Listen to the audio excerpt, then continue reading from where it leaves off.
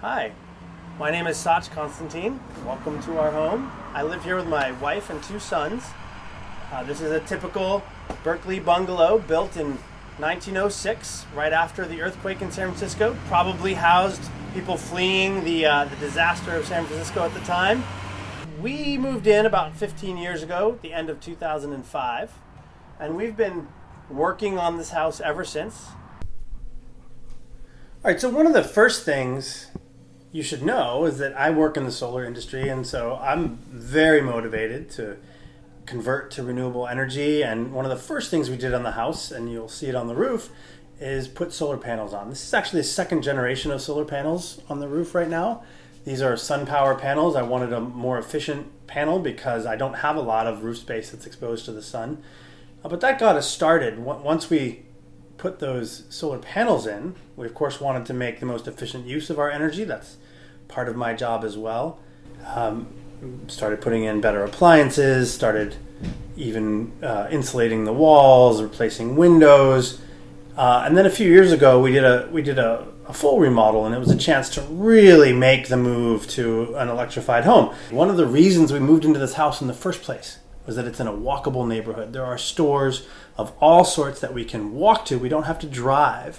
Our kids can walk to school. They can walk to all their schools. And then building on that with the solar and the efficiency and now the electrification has been both a project of the heart, but also a very intellectual exercise for me, because it's part of what I do, part of my work to combat climate change and promote things like energy justice and equity in our electricity system.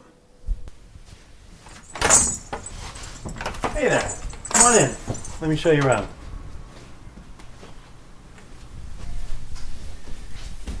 So you're coming through the foyer into the main dining room. In here, a couple of things that we've done in the remodel, besides wallpapering and my family's maple syrup jars for lights, we used the old cold air return and the old ductwork, and you can see the registers here just set even with the floor and wood paneled. We used all this old system to hook up to our heat pump. So we put in a heat pump HVAC system to replace the existing gas furnaces that had been there. And there had actually been two units in this house. There had been a sort of an in-law on one side and the main home here. And it had been combined probably sometime in the 50s, the late 50s, into a single home. And we combined the furnaces from both houses into one.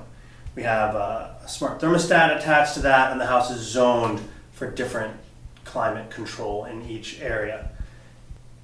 So I mentioned the smart thermostat. We actually use the EcoBee, very similar to a Nest smart thermostats.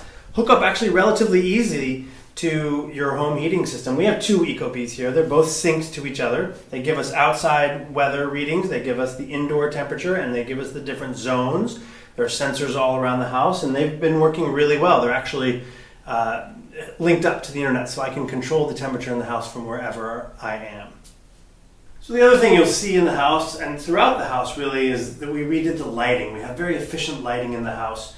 LED bulbs, LED recessed cans. In this room, because we do try to recycle things and reuse things, we actually took and repurposed all this chandelier equipment. We used these are maple syrup jars from my family's maple syrup farm in Pennsylvania, and we fitted them with light fixtures, put LED bulbs in, and this is now our dining room chandelier.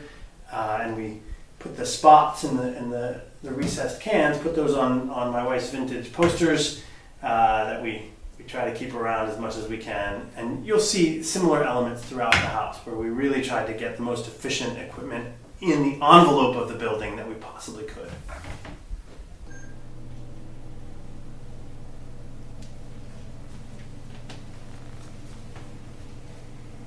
Hi, well, now you're in the kitchen. And here in the kitchen, as we did throughout the home, we really tried to use sustainable materials, put in the most efficient equipment that we could. We've got all the LED lighting. These cabinets they're new cabinets, but they're made with sustainably harvested eucalyptus from here in California. We put in the most efficient appliances that we could. We have not replaced the gas stove yet. This is a typical Thermador 6-burner gas stove, but we do have, at least as we're making the transition, we do have an induction cooktop. It was actually fairly easy to acquire. You can get them even at big hardware stores. It just plugs right in and sits on the counter and doesn't use any gas at all. Runs right off of our solar, and is our transition to a fully electrified kitchen. So we actually redid the bathroom here as part of the remodel. We made sure that we put all California compliant, efficient water faucets in the shower head. We've got, of course, the LED lighting. The LED lighting is actually, it's quite elegant. You can get a lot of different varieties, so that's nice. And the faucets, of course, you can't tell them apart from any old faucet, but they work really well. We did have to, because we were doing the HVAC redo, we had to run an extra duct upstairs to make sure we got all cool air up there, because the hot air would rise easily just through the existing ducts, but we had to put an extra duct in, and we used a little bit of space here in the bathroom for that. All right, so here's one of the cooler parts of the electrification project. We took out our old gas water heater and put in a heat pump, an electric heat pump water heater.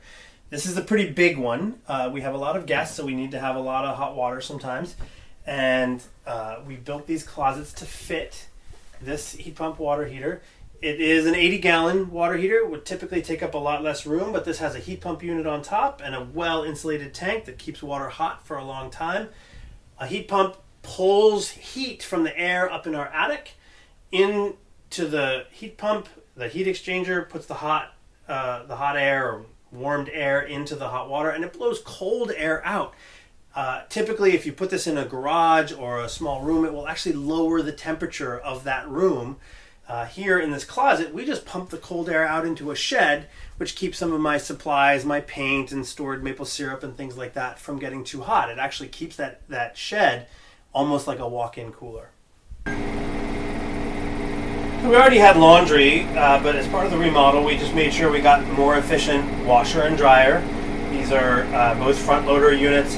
We had converted from a gas dryer to an electric dryer, and it works really well. We, of course, try to line dry as much as possible, but for quick items or some heavier items, we might use this. All right, so here we are at the home energy system. This is my power plant, if you will, or at least the control system for the power plant. We started, as I said, by putting solar on the house. This was quite a while ago, right when we moved into the house. We put solar on. They tied that in to our meters here, and that powered our house. But of course, without storage, when the power goes out, you can't even access that solar. So we added storage as part of the remodel. All the equipment, the control equipment for the solar panels and for the battery, are mounted here right next to our utility box.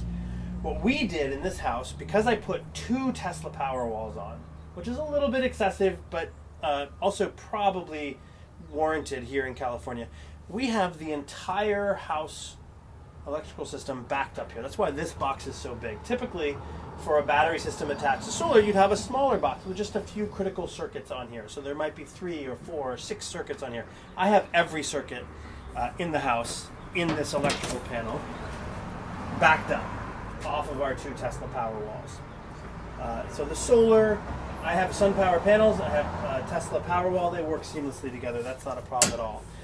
Solar not only powers all of the lighting and equipment and everything in the house, it also helps us charge our electric vehicles. We also electrified our transit as much as we could. I actually have 2 chargers available to me here at the house. This is just wired into the normal electrical system of the house. It's a typical charging cord. I run it out to the car, or if the car's parked in here, we plug it into the car. It's a level 1 charger. It takes a few hours to get a decent charge on, but it works great. I also have, over on the side of the garage, a level 2 charger. This is a AeroVironment level 2 home charger, and that'll get me a pretty fast charge. I can probably get about 50 to 60% of my battery capacity off of that in under an hour. It takes a little more for the last 10%, a little more for the first 10%, but if you're in the middle, if you're just topping up, you have a quick trip to make, Walnut Creek or San Jose or a trip down to Monterey, charge up on that real quick and you're good to go. All of this is tied in, as I said, to the 2 Tesla power walls, which are mounted inside of our garage. All right, so as part of moving into the house, we made sure that all the plants in our planters were either local plants and certainly low water plants. We put in a drip irrigation system, which we only turn on in the dry season. We also have, a little hard to see, but we have some low voltage lights here in the garden as walkway lights. They run off of a little inverter. They're drawing very little power, but they provide nice warm light at night. Make sure that the corner is lit up for pedestrians. And we use very little water for most of this garden here, and still get to harvest our lemons and our citrus. All right, so one more cool feature of the house. We had, as I said, 2 gas furnaces for the 2 original units. We took them out, combined them into one heat pump. This is the external unit, so this is the compressor, which does the heat exchange. It can either be hot or cold, and there's an air handler under the house in the crawl space that then blows the air that we want into the rooms. All right, well, thanks for walking through the house and the project that I've been working on all this time. I mentioned that I work in the solar industry, and I want to just leave you with a few thoughts about my decision, our family decision to go solar and to do all of this work, all this greening of our house. One of the things that you may have seen is, besides the solar on our roofs, is the solar on some of our neighbors' roofs. Solar tends to come in waves. Neighbors influence neighbors to go that way. They show them that it can work. And then those neighbors go solar, and then other neighbors go solar, and friends and family go solar. And that's really important, because the more people that have at least some solar on their roof or in their neighborhood, the more we're doing to balance the grid, to make the grid more resilient, to make it more reliable, to reduce the cost of service. All of us need electricity. The modern lifestyle is powered by electrons flowing through wires. Those electrons can be generated by gas, by coal, by nuclear, by other sources, but those are dirty sources. They're expensive sources. They have impacts on our communities, on our air, on our water, on our soil. Solar, whether it's here on my roof or in a big utility plant somewhere, doesn't have those impacts. When there are outages, when there are brownouts, when there are shutoffs to some of the transmission lines because of stress on the system, these local rooftop systems can help support the energy, the voltage, the frequency. They can be a safe harbor if there is a full outage. We can keep medicine cold. We can provide running water. We can provide all sorts of services. I can charge people's cars from this house if there's an outage. All sorts of services that might be needed in an emergency. And when it's what we call blue sky operation, that is when the grid is operating normally, we are also helping to reduce the peak. We know that this portfolio that you see in this house, that is the solar, the storage, the energy efficiency, the electrification of the vehicles, the electrification of all the services in the house, we know that this portfolio of resources is a really important part of getting our state, our town, our entire Bay Area, the whole country, to a more sustainable footing, to a more flexible footing, so that our energy system can respond to all of the stresses that are going to come from climate change, that are going to come from increased scarcity of fossil resources. And one last thing that I'll leave you with: all of the luxuries that we have in this house, all of the solar and the battery, they are luxuries, but they really do need to be accessible to everybody. And by my family pitching in, and by other families pitching in and buying solar and buying this equipment, we drive the cost down to make them accessible to everybody who needs them.